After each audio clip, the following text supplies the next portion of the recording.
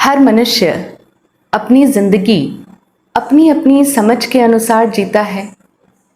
जिसकी जैसी समझ, जैसी सोच, जैसे संस्कार, जैसी मान्यताएं, वैसा ही उसका जीवन जीने का अंदाज।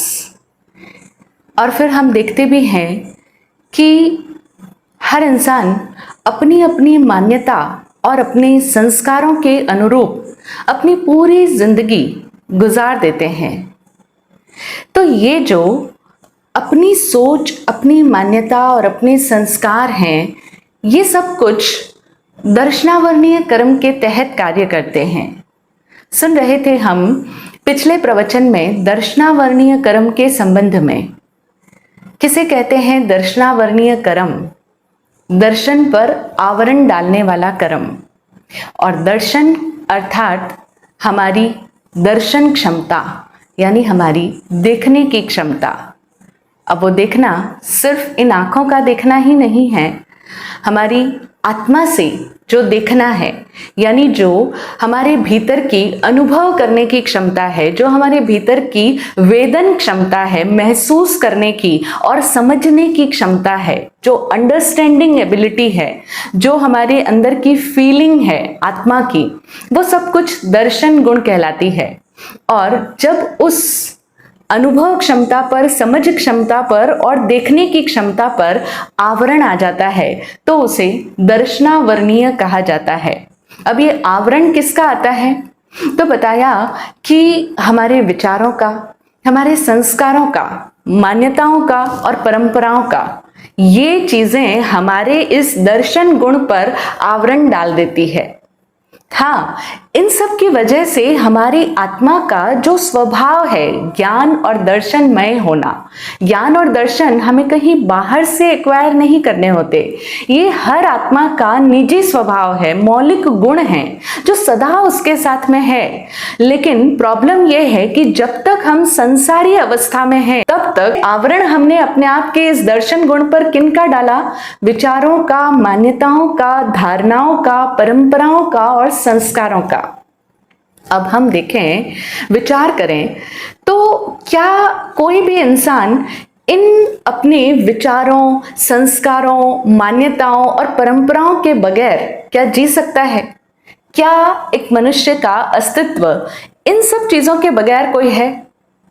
नहीं है, क्योंकि हमारा पूरा जो व्यक्तित्व निर्मित होता है वो हमारी परंपराओं से मिलता है, वो हमारे संस्कारों से ही तो बनता है। और जैसी हमारे विचार हैं, जैसी हमारी सोच है, जिस तरह की हमारी मान्यताएं हैं, जिस तरह की धारणाओं में हम पले बड़े हैं, उसी तरह की पर्सनालिटी को हमने बनाया है। तो अगर एक पल के लिए इमेजिन करें कि अगर हमारे मनोमस्तिष्क में से अगर ये चारों पांचों चीजें निकल जाए तो हमारे भीतर पीछे क्या बचेगा? कुछ बचेगा? नहीं बचेगा, क्योंकि इन सब के बिना तो हमारा कोई व्यक्तित्व ही नहीं है, हम स्वयं ही नहीं है। हम इन सब चीजों के साथ में इतने ज्यादा एसोसिएटेड हैं कि अगर ये सब चीजें निकल गई तो फिर पीछे कुछ भी नहीं बचा। पीछे जो बचा वह है शून्यता की अवस्था। पीछे मात्र शून्य बचेगा, और वह जो शून्य अवस्था है उसी को जैन दर्शन की भाषा के अंदर केवल दर्शन कहा जाता है। तब जो बचेगा वह है केवल दर्शन।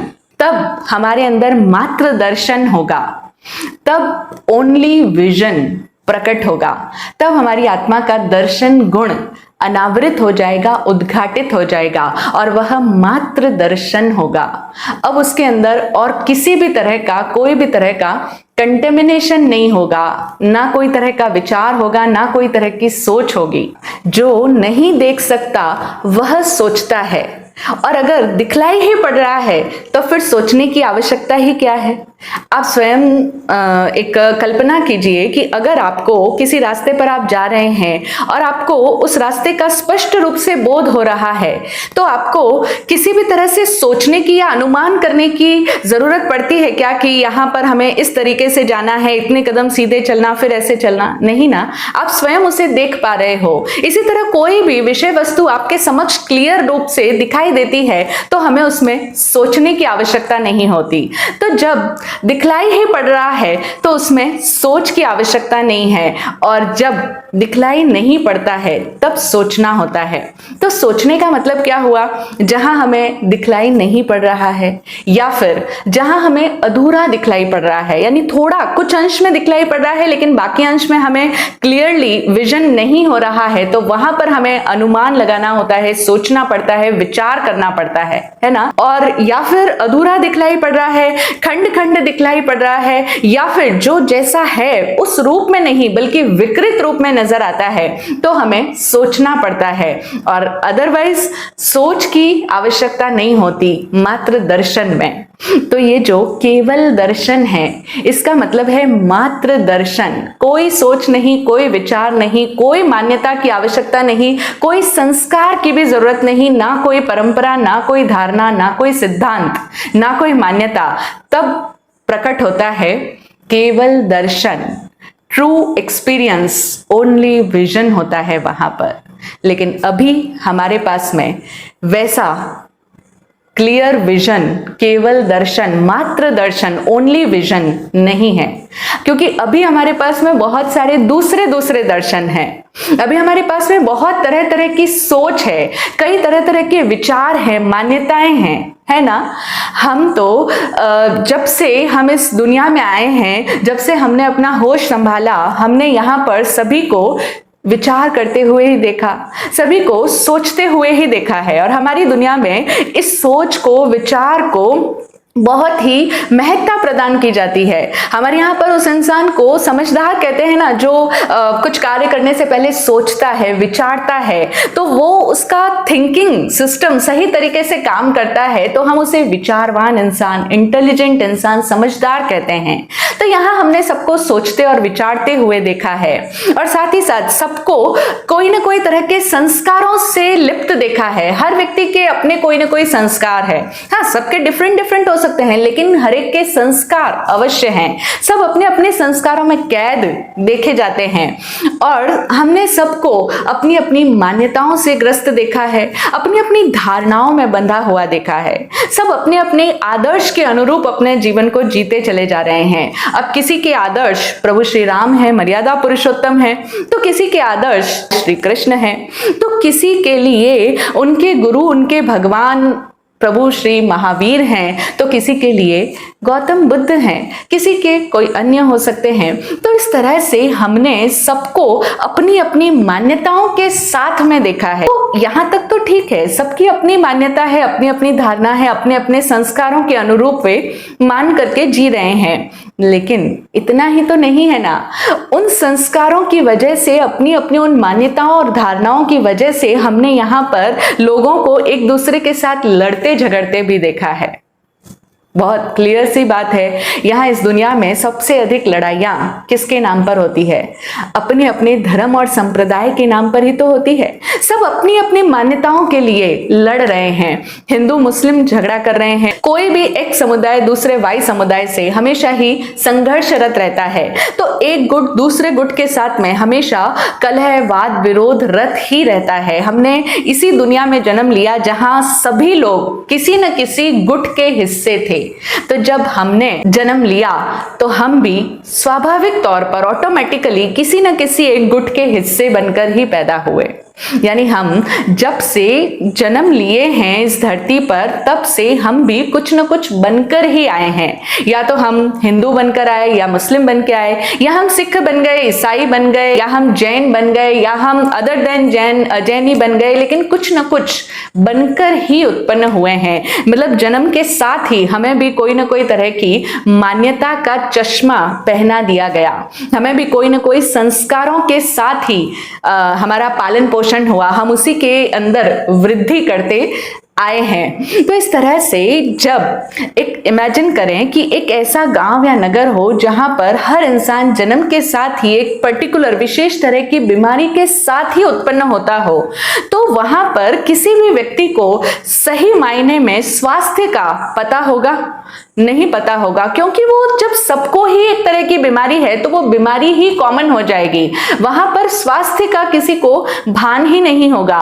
ठीक इसी तरह से हम जहां पर है उस दुनिया के अंदर हमें भी ये नहीं पता कि कुछ बिना बने, कोई भी तरह के संस्कार और मान्यता के बिना भी कोई और दर्शन भी हो सकता है, जहां कोई भी तरह की मान्यता का चश्मा हमारी आंखों पर चढ़ा ही नहीं रहता, जहां मात्र दर्शन होता हो, जहां सिर्फ केवल दर्शन होता हो।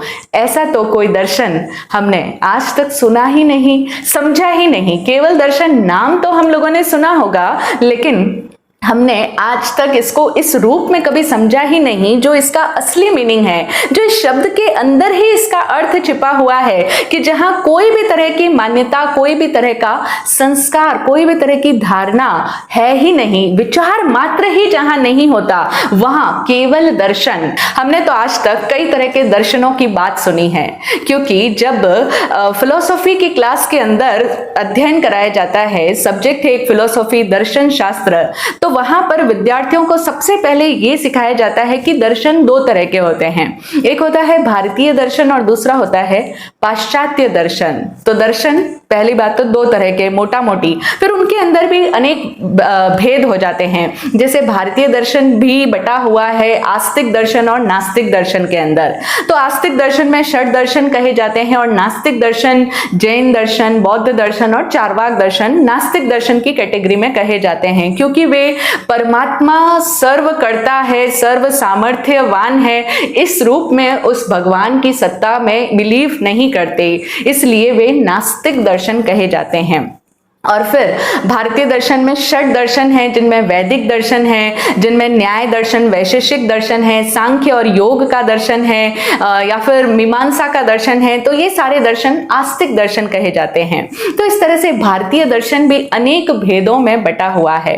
और फिर पाश्चात्य दर्शन भी कोई कम नहीं है, उसमें भी सुकरात का, प्लेटो का, अरस्तु का दर्शन है, फिर Descartes, Kant, Hegel, Spinoza, Leibniz, न जाने कितने कितने तरह के दर्शन के भेद है। तो हमने हमेशा इतने तरह तरह के दर्शन सुने हैं, कभी योग दर्शन, कभी सांख्य दर्शन, कभी कपिल मुनि का दर्शन, कभी बुद्ध का दर्शन, कभी महावीर का दर्शन, जैन दर्शन। तो इस तरह से ये इतने सारे दर्शनों में हम हमेशा सुनते समझते आए हैं, लेकिन मात्र दर्शन ये तो हमारे लिए एक बिल्कुल ही अनसुना अछूता सा वर्ड है। तो अगर कोई ऐसा कहे कि दर्शन में भला क्या भेद हो सकता है, दर्शन बस दर्शन होता है, ये वो समझ पा रहा है कि दर्शन में कोई भेद नहीं होता। लेकिन हम जहां तक समझ पाते हैं, अब तक जो कुछ हमने सुना समझा है, उस अकॉर्डिंग हम भी यही कहेंगे कि दर्शन में भेद होते हैं। हमारी सोच क्या है, जैन धर्म अलग, जैन दर्शन अलग, समण दर्शन अलग है, वैदिक दर्शन अलग है, और बीच में तो ऐसा समय आया जब इन दोनों दर्शनों के बीच में बहुत ज्यादा सांप्रदायिक वैर विरोध का भाव रहा है, और हर दार्शनिक एक दूसरे दार्शनिक के साथ में तर्क वितर्क कर रहा है, खंडन मंडन चल रहे हैं, वार प्रतिवार चल रहे हैं, शास्त्रार्थ चल रहे हैं। तो इस तरह इतने सारे भेदभाव हैं इन दर्शनों में, फिर भला हम कैसे कह दें कि दर्शन अभंग होता है और धर्म एक ही होता है? ऐसा हम नहीं कह सकते।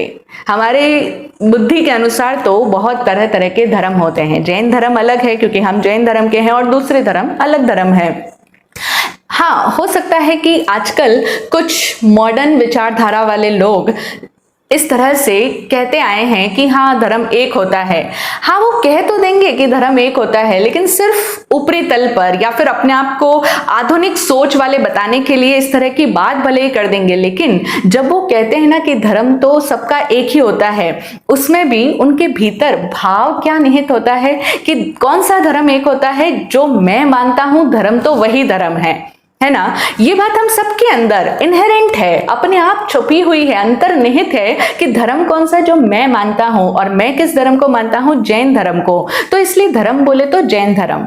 हम सभी जैन धर्म के अनुयायी जितने भी लोग हैं, उन सभी के भीतर एक अहंकार समाया हुआ है। बहुत गहराई में हम देखें ना तो पता चलेगा, एक गर्व का भास है कि जैन धर्म ही इस दुनिया के अंदर सबसे सही धर्म है, सच्चा धर्म है, और हम लोगों को ही धर्म का ज्ञान है।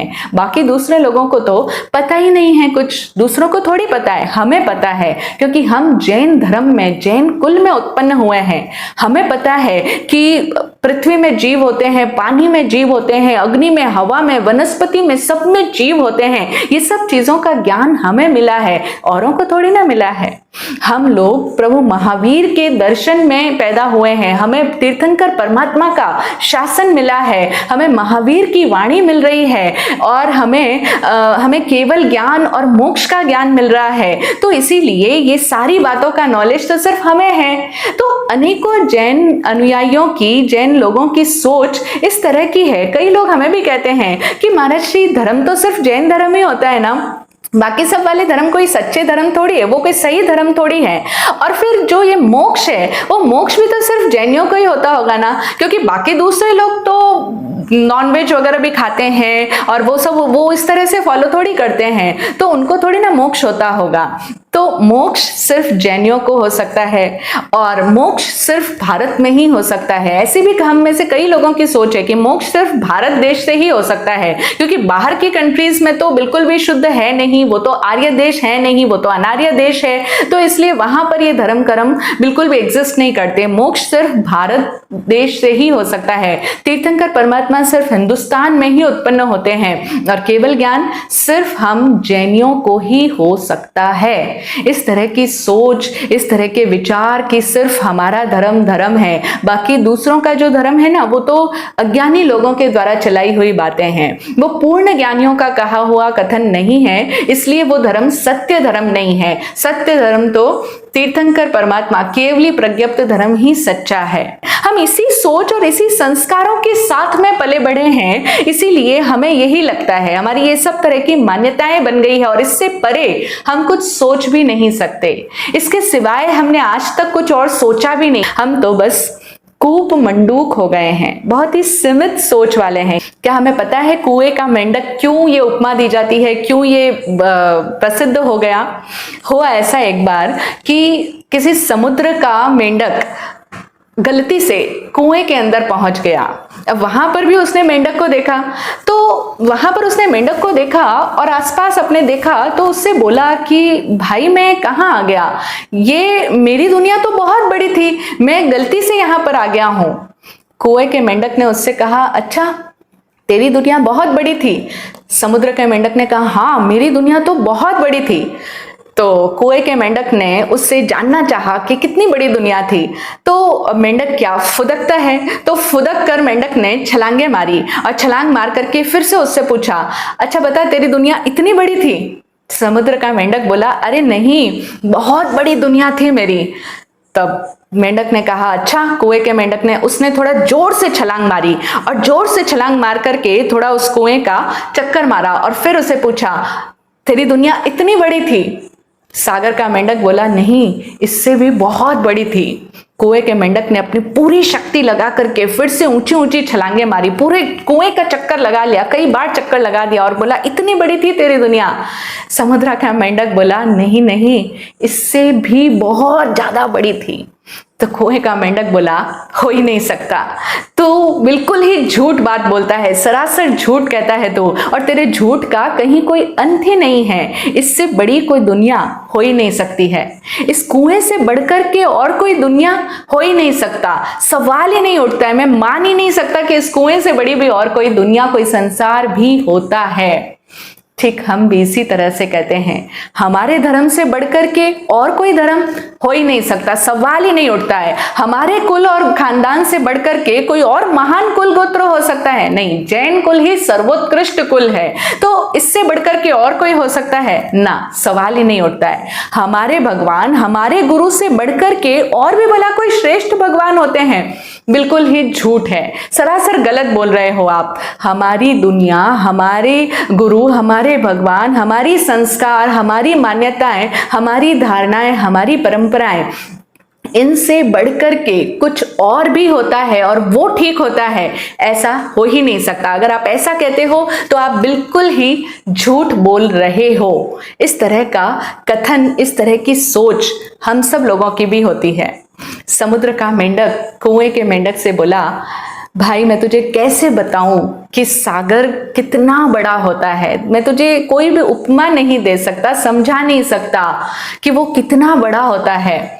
तो कुएं के मेंढक ने बोला, मैं मान ही नहीं सकता, जिसको मैंने नहीं देखा उसको मैं नहीं मानता, जिसको मैंने नहीं देखा उसको मैं अस्वीकार करता हूं, उसको मैं इनकार कर देता हूं। ये जो हमारी सोच है ना, इसी का नाम दर्शनावर्णीय कर्म है। ये सोच ही दर्शनावर्णीय कर्म का बंधन करवाती है। ये कर्म कोई ऐसी कोई वस्तु नहीं है जो आकर के अपने आप हमारे लगेगी। ये हमारी जो सोच है ना इस तरह की, कि जो मैंने नहीं देखा या जो मैं नहीं मानता वो ठीक हो सकता है, वो बहुत बड़ा या श्रेष्ठ हो सकता है, ऐसा मैं नहीं मानूंगा, सवाल ही नहीं उठता, वो सब लोग गलत बोल रहे हैं। तो जिसको मैंने नहीं देखा वो मैं नहीं मानूंगा, ये सोच मात्र अपने आप में दर्शनावर्णीय कर्म कहलाती है। हमारे शास्त्रों में एक उदाहरण मिलता है शिव राजर्षि का।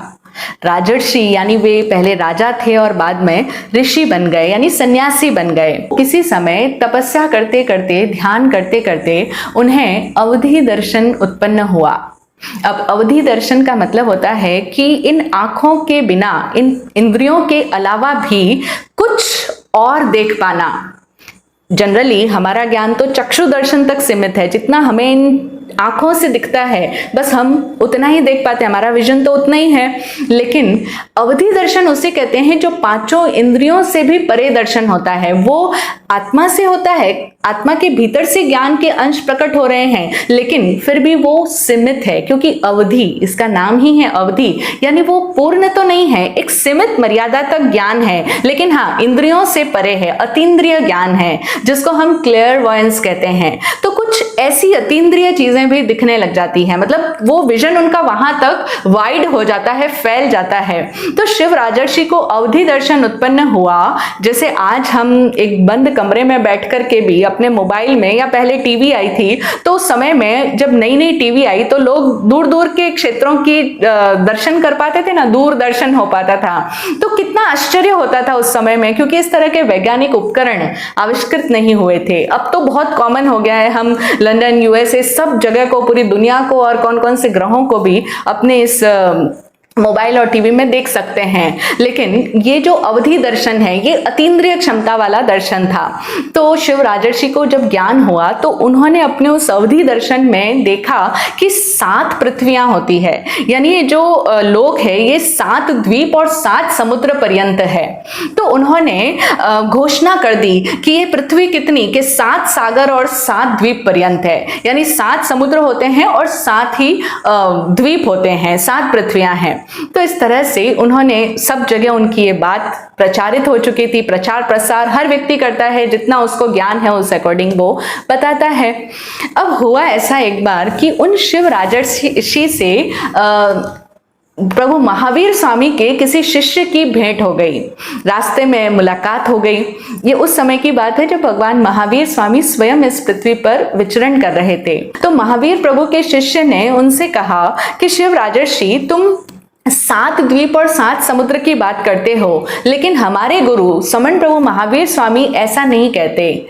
अब जैसे ही शिव राजर्षि ने सुना कि तुम्हारे गुरु ऐसा नहीं कहते, तो तुरंत बोल उठा कि अच्छा, तुम्हारे गुरु ऐसा नहीं कहते तो तुम्हारे गुरु झूठ बोलते होंगे या फिर उनको ज्ञान नहीं होगा। बिल्कुल साधारण सा जवाब था ये, क्योंकि हमें भी जब कोई भी व्यक्ति, आप इमेजिन करो कि आपके सामने कोई आपका पड़ोसी या कोई रिश्तेदार या कोई आपका फ्रेंड या कोई समाज का व्यक्ति आता है और वो इस तरह की बात कहे आपसे कि हमारे गुरु तुम्हारे गुरु से कुछ अलग हट करके बातें बताते हैं, तो सीधा आपका क्या जवाब होगा? आप भी यही कहोगे कि अच्छा ऐसा है तो फिर तुम्हारे गुरु झूठ बोलते होंगे या फिर उनको अभी तक पूरा ज्ञान नहीं होगा, क्योंकि पूरा और सच्चा ज्ञान तो सिर्फ हमारे गुरु को ही होता है। आपके गुरु को जो ज्ञान है वो अभी आधा अधूरा ज्ञान है, वो भी सच्चा ज्ञान नहीं है। इस तरह की बात हम कह देते हैं, कई लोग कह देते हैं, कई लोग बोलते नहीं है, लेकिन उनके मन की सोच तो ऐसी ही होती है, बिल्कुल होती है। क्योंकि अगर ऐसा हम नहीं कहते या ऐसी हमारी सोच नहीं होती, तब फिर दिगंबर श्वेतांबर की ये लड़ाइयां क्यों होती? क्योंकि ये लड़ाइयों के पीछे मुख्य बात क्या छुपी हुई होती है कि हमारे गुरु जो बात कहते हैं वो बात सही है, हमारे गुरु ने जो शास्त्र लिख दिए, जिस तरह की प्ररूपणा करी वो ठीक है, और बाकी तुम्हारे गुरु जो बात कहते हैं वो ठीक नहीं है। तो इसी वजह से तो ये भेद है, दिगंबर श्वेतांबर भेद है, स्थानकवासी तेरापंथी का भेद है, मूर्ति पूजकों का और अलग स्थानकवासियों का भेद है। ये सारे भेद किस वजह से हैं? क्यों इनके बीच में लड़ाइयां हैं? क्योंकि जो हमारे गुरु ने कहा वो सच्चा, और जो तुम्हारे गुरु ने कहा वो सच्चा नहीं। तुम्हारा गुरु अभी तक कच्चा है, अभी वो बच्चा है, अभी उसका ज्ञान पूरा नहीं है, अभी उसका ज्ञान आधा अधूरा है। इस तरह की सोच हमारे भीतर भी होती है। तो ऐसी ही सोच शिव राजर्षि की भी थी।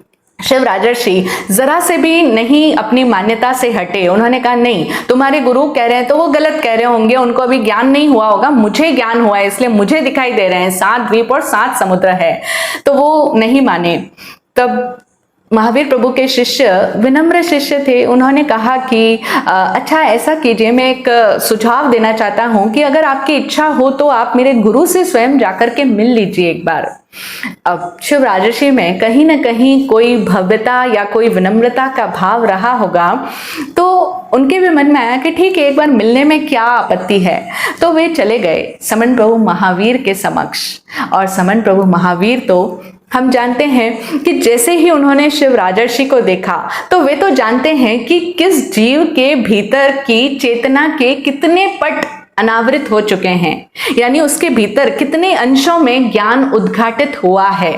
क्योंकि वे केवल दर्शनी है, वो कोई मान्यता या कोई विचार या कोई सिद्धांतों से नहीं देखते, उनको मात्र दर्शन है, केवल दर्शन है, स्वयं साक्षात है।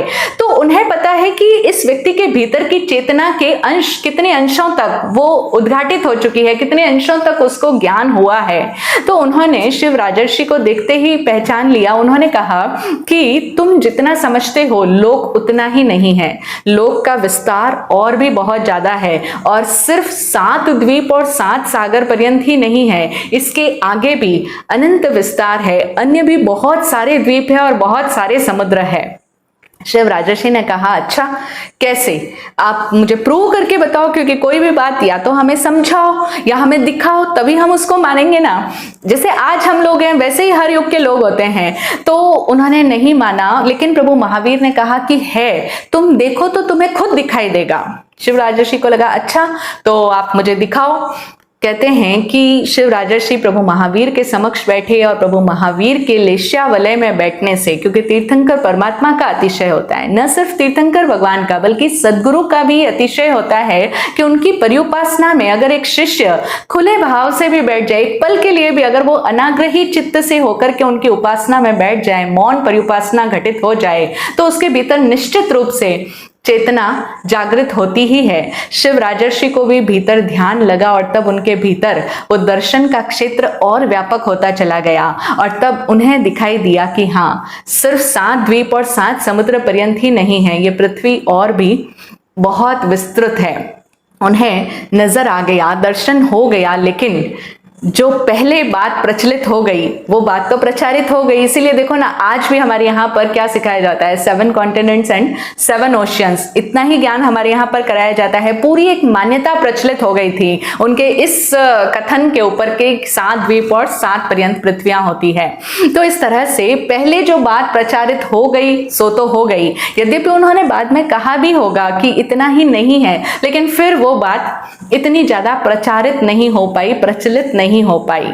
ऐसा ही तो होता है, हमारे साथ भी ऐसा ही होता है। सामान्यतया हम लोग भी जो बात पहले सुन लेते हैं वो बात तो हमें ठीक लगती है, सत्य लगती है, और उसके बाद में जो कोई नई बात हम सुनते हैं तो हमारे भीतर में एक डाउट पैदा हो जाता है। हमें लगता है कि कौन सी बात सत्य हो सकती है, और जब डाउट आएगा तो आप समझ सकते हैं कि डाउट कौन सी वाली बात के ऊपर आएगा। पहली वाली बात के प्रति जो आपने पहले सुनी या जो अभी सुनी है, जो कि उस पहली वाली बात के जैसी नहीं है बल्कि उससे कुछ अलग हट करके है, तो आपके मन में शंका किसके प्रति उत्पन्न होगी?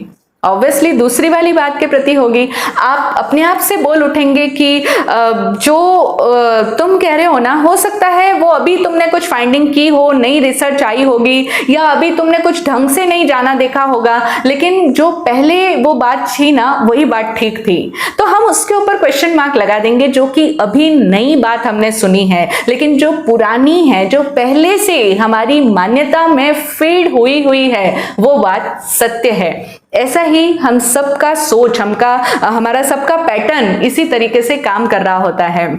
तो सत्य का मापदंड हमारे लिए क्या है? जो हमारे संस्कारों में ऑलरेडी फीड हो चुका है वो सत्य है हमारे लिए।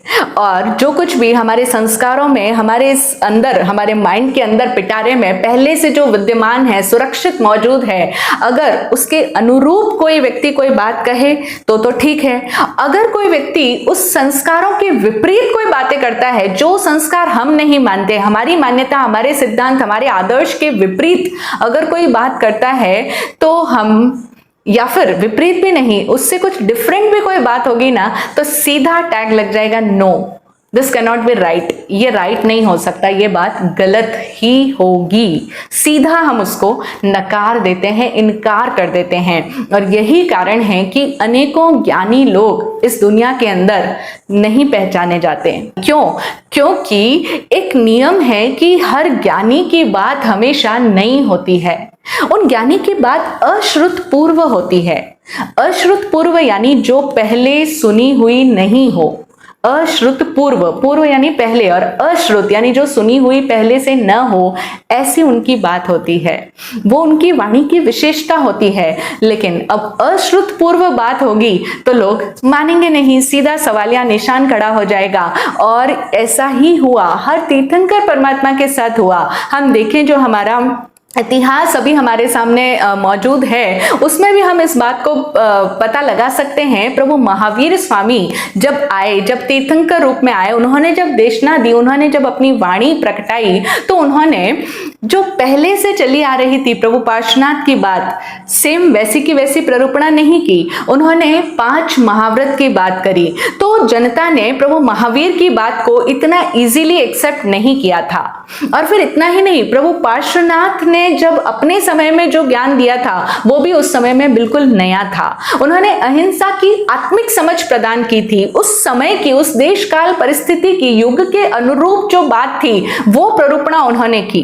इसीलिए तो हम तीर्थंकर भगवान को आई गराणम कहते हैं, धर्म की आदि करने वाले। यद्यपि धर्म एक तरफ हम कहते हैं शाश्वत है, वो तो तत्व है, वो कभी मिटता नहीं, कभी समाप्त नहीं होता, भाव रूप में शाश्वत है, लेकिन समय समय पर उसकी अभिव्यक्ति नए रूपों में होती है। इसीलिए तो नए नए तीर्थंकर प्रकट होते हैं। तो हर तीर्थंकर की बात अपने युग के अनुरूप होती है और पहले सुनी हुई नहीं होती है। लेकिन यही कारण बन जाता है कि जनता इतनी जल्दी उस बात को स्वीकार नहीं कर पाती। तो प्रभु महावीर की बात को लोगों ने आसानी से स्वीकार नहीं किया, क्योंकि उन्होंने 5 महाव्रत की बात की, जबकि प्रभु पार्श्वनाथ के समय से 4 याम चल रहे थे, चतुर्याम थे और सांतरोत्तर साधना की प्रणाली थी। लेकिन प्रभु महावीर ने बिल्कुल उस प्रणाली को बदल दिया, अपरिग्रह की नई बात की। उन्होंने एक नया ही व्रत उसमें ऐड किया जिसका नाम था अपरिग्रह, और साधना की पद्धतियां भी बिल्कुल डिफरेंट हो गई थी। इसीलिए उनकी बात को नहीं माना गया। और सिर्फ प्रभु पार्श्वनाथ की ही नहीं, हम नहीं जानते कि क्या पता प्रभु पार्श्वनाथ से पहले जो तीर्थंकर अरिष्टनेमी परमात्मा हुए, उन्होंने किस तरह की बात कही होगी। उस समय में उनकी बात भी नहीं मानी गई होगी, क्योंकि आचारांग सूत्र के अंदर एक सूत्र आता है, जामा तिन्नी उदाहिया, यानी जो याम है वो 3 प्रकार के कहे गए हैं। तो क्या पता कि प्रभु पार्श्वनाथ से पहले याम 3 होते हो, प्रभु पार्श्वनाथ ने 4 याम कहे और फिर समन प्रभु महावीर ने उसे पंच महाव्रत में तब्दील कर दिया। तो इस तरह से हमें नहीं पता कि क्या उस समय की परिस्थितियां रही होगी, लेकिन इतना निश्चित है कि हर तीर्थंकर परमात्मा नई बात कहते हैं, अश्रुत पूर्व होती है। और इसी वजह से तीर्थंकर महावीर ने जो देशना दी, उस समय जो मौजूद प्रभु पार्श्वनाथ के साधु लोग थे और श्रावक लोग थे, मौजूद थे उस जमाने में, क्योंकि प्रभु पार्श्वनाथ को हुए अभी 250 वर्ष से ज्यादा नहीं हुए थे, बल्कि उससे कम ही हुए थे। और तब प्रभु पार्श्वनाथ के जो शिष्यगण थे, साधु और श्रावक, उनका जो संग था पूरा, उन्होंने प्रभु महावीर की इस नई बात को स्वीकार नहीं किया। इसीलिए हमारे शास्त्रों में आता है पार्श्वापत्य श्रमण, क्योंकि वो पार्श्व की परंपरा को ही मानने वाले निर्ग्रंथ मुनि रहे और समन प्रभु महावीर की परंपरा के अलग संत रहे। बहुत थोड़े से संत थे। केशी गौतम का संवाद मिलता है उत्तरायण सूत्र में, तो बहुत विस्तृत रूप में चर्चा है, अभी हमारा वो विषय नहीं है। आज भी हम देखें ना, आज भी अगर आपके नगर के अंदर कोई ऐसे मुनि महाराज आए जो कुछ इस तरह का प्रवचन देते हो जो आज से पहले आपने कभी नहीं सुना हो, बिल्कुल अलग तरह का, डिफरेंट टाइप का, कोई कहानी की कोई बात नहीं हो, कोई पहले सुनी हुई बिल्कुल ही उससे डिफरेंट बात हो, तो आप क्या कहोगे? कुछ समझ ही नहीं आ रहा, पता नहीं किस तरह की बातें करते हैं, ये महाराज साहब थोड़े अलग हैं, थोड़े डिफरेंट है, अलग हटके हैं। अगर कोई ऐसे महाराज जी आए जो आपको प्रभु पार्श्वनाथ की कहानियां सुनाए, तीर्थंकर चरित्र सुनाए, भगवान महावीर के 27 भवों की बात आए, अंतर्गत दशा सूत्र में वर्णित श्री कृष्ण महाराजा की कहानियां आए, वही कहानियां कि वो कितने गुणानुरागी थे, वो कैसे थे, गज सुकुमाल थे, अर्जुन माली थे, ये सारी कहानियां अगर आप फिर से सुनो तो आपको लगेगा कि हाँ, ये महाराज जी ठीक है, क्योंकि हम पहले भी सुन चुके हैं ये कहानियां, ये बातें, ये धर्म की प्ररूपणा, ये सब कुछ हमें पता है। तो जो कुछ हमारे संस्कारों में ऑलरेडी है वो हमारे लिए सत्य है, उस पर हम राइट का चिन्ह लगा देंगे, वो हमारे लिए ट्रुथ है। हमारे लिए सत्य का मापदंड यही है, हमारी पूर्व ग्रहित सोच, पूर्वग्रस्त संस्कार हमारे, वो सही है। और बाकी जो कोई अलग तरह की बात बताए, अगर वो कोई कहानियां ना सुनाए, ऐसी कोई महावीर की या ऐसी कोई कृष्ण महाराजा की, श्रेणिक महाराजा की, तो आपको लगेगा ये क्या बातें कर रहे हैं, ये बिल्कुल ही डिफरेंट टाइप के महाराज है, ये बिल्कुल ही अलग तरह की बात कर रहे हैं, जरूर ही कुछ थोड़े अलग होंगे ये महाराज। हम एकदम से उनको एक्सेप्ट नहीं कर पाएंगे, एकदम से क्या, बिल्कुल ही नहीं। हम उन नई बातों के प्रति तुरंत ही एक क्वेश्चन मार्क लग जाएगा, एक प्रश्नवाचक चिन्ह तो उन महाराज और उनकी बातों के प्रति लग ही जाएगा। बस इसी तरह की हमारी सोच है और यही कारण है कि हमारा ज्ञान आगे नहीं बढ़ता। हम अपने ज्ञान को आगे व्यापक बनाते नहीं हैं, स्वयं ही हम अपने ज्ञान को बाधित करके रखते हैं, रोक कर रखते हैं। अगर इसको साइकोलॉजी की भाषा में कहें तो मनोवैज्ञानिक कहते हैं कि इंसान का 13 वर्ष की उम्र से अधिक विकास हो ही नहीं पाता। मानसिक परिपक्वता 13 वर्ष की उम्र तक जितनी हो गई, बस उतना ही डेवलपमेंट होता है, उससे आगे उसका विकास नहीं होता। और 13 वर्ष भी बहुत थोड़े लोगों का होता है, अधिकांशतया तो 7 वर्ष से ऊपर इंसान कुछ सीखता ही नहीं है। 7 वर्ष तक जो कुछ एक बच्चे ने सीख लिया सो सीख लिया, उसके बाद उसको जिंदगी भर कुछ नया नहीं सिखाया जा सकता। ये मनोवैज्ञानिक कहते हैं, ये हमारा जो मनोशास्त्र का अध्ययन करते हैं ना, जो हमारे ब्रेन का, वो सब लोग ये रिसर्च करके ये बातें बता रहे हैं कि 7 वर्ष से ऊपर का बच्चा कुछ नया सीखने के लिए ग्रहणशील होता ही नहीं है।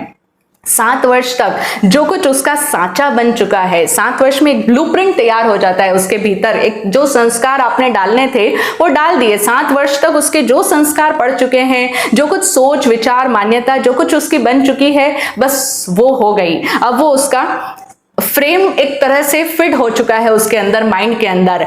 अब जो भी नई बातें आएगी ना, वो सिर्फ उसके ऊपर का रंग रोगन करेगी, कुछ बातें ऐड हो जाएगी, कुछ बातें लेस हो जाएगी, वो अपने फ्रेम के अनुसार उन बातों को फिट करता जाएगा, लेकिन कुछ नया उसके अंदर ऑल टुगेदर कुछ भी चेंज नहीं होगा, वो उसी फ्रेम के अनुसार उसको फिट करता जाएगा। जैसे हम देखते हैं ना, कोई भी प्रोडक्ट होता है तो उसका अपना एक मोल्ड होता है, एक सांचा होता है। हर चीज जो जैसे फैक्ट्रीज वगैरह में बनती है, एक सामान्य सी बात, एक साबुन भी देख लीजिए आप, एक आइसक्रीम भी देख लीजिए, तो उसका एक सांचा होता है ना। तो उसी तरीके से फैक्ट्रीज में क्या है, हर चीज जो भी बनती है उसका पहले एक डिजाइन तैयार होता है, एक मोल्ड होता है। तो उसी तरीके से हमारे अंदर भी ये सारे सांचे हैं, वो सांचे निर्मित हो गए जो हो गए, अब उसके परे हम नहीं जाते हैं। इसी वजह से तो कोई जीनियस नहीं हो पाता। जीनियस उसे ही कहते हैं जो कोई नई सोच, नई प्रतिभा का विकास करता है, जो उन सांचों से परे जाता है और उस डाई, जो पहले की डाई या मोल्ड जो फीड हो चुका है, उससे परे कुछ नया पैदा करना निश्चित रूप से एक नई प्रतिभा की बात है। हर कोई नहीं करता। आप देखो ना, फैक्ट्री के अंदर अपने बच्चों को बैठा दो, बहुत इजीली वो आपके काम को उसी अनुरूप चला देंगे। बहुत थोड़े लोग पहले हुए होंगे जो हमारे एंसेस्टर्स रहे हुए होंगे, हमारे पिताजी या फोर फादर्स रहे होंगे, जिन्होंने वो चीज को एस्टेब्लिश किया, एक बिल्कुल नया काम उन्होंने शुरू किया, तो उन्होंने नई डिजाइन खुद ने क्रिएट की थी। तो जो लोग किसी भी फील्ड में कुछ नया खुद क्रिएट करते हैं, नई डाई या नए सांचे जब बनते हैं, तो उसके लिए नई प्रतिभा चाहिए होती है, उसके लिए एक नई योग्यता लगती है, नई कलाकारी चाहिए होती है। बाकी उस चीज को आगे बढ़ाना बहुत इजी होता है, उन्हीं सांचों के ऊपर वही सारी चीजें, प्रोडक्ट्स बनाते जाना है, वो तो बहुत इजी होता है। और हम सब लोग लाइफ में ऐसा ही करते हैं। हम सब लोग पुराने के साथ में बंधे हुए रहते हैं, पुराने को ही जीते चले जाते हैं, जीते क्या ढोए चले जाते हैं। इसी का नाम है दर्शनावर्णीय कर्म। ये दर्शनावर्णीय कर्म है जो कहता है कि मैं आज तक आपको जिस रूप में देखता आया हूं, उसी रूप में आप मुझे दिखो तो ठीक है, तो मुझे मंजूर है। लेकिन अगर आप आज तक जिस रूप में दिखते आए हो, उस रूप से कुछ अलग रूप में दिख जाओ, तो मैं आपको स्वीकार नहीं कर पाऊंगा, क्योंकि मेरी आंखों को आपको उसी रूप में देखने की आदत है। अब मेरी आंखें उस तरह से हैबिचुअल हो चुकी है, तो आप उसी रूप में नजर आओ मेरे सामने तो ठीक है, और नहीं तो मैं आपको स्वीकार नहीं कर पाऊंगा। अब तक मैं जिन शब्दों को सुनता चला आया हूं, वही शब्द, हाँ, डिफरेंट अंदाज में कहे जाए, अलग लोगों के मुंह से कहे जाए, लेकिन मिलते जुलते वही शब्द हो, वो ही सुनने को मिले तो ठीक है। और अगर वे ना मिले तो फिर आसानी से पचेंगे नहीं, हम अंदर उनको लेकर जाएंगे ही नहीं, क्योंकि हम उन्हीं शब्दों को सुनने के आदी हो चुके हैं।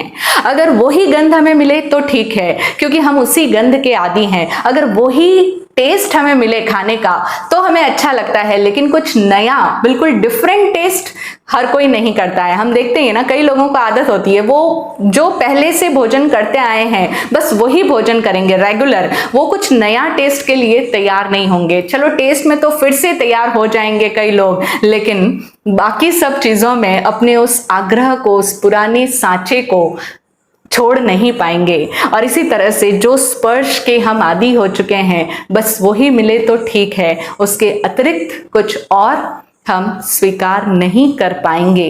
ये जो मेंटालिटी है, ये दर्शनावर्णीय कर्म कहलाती है।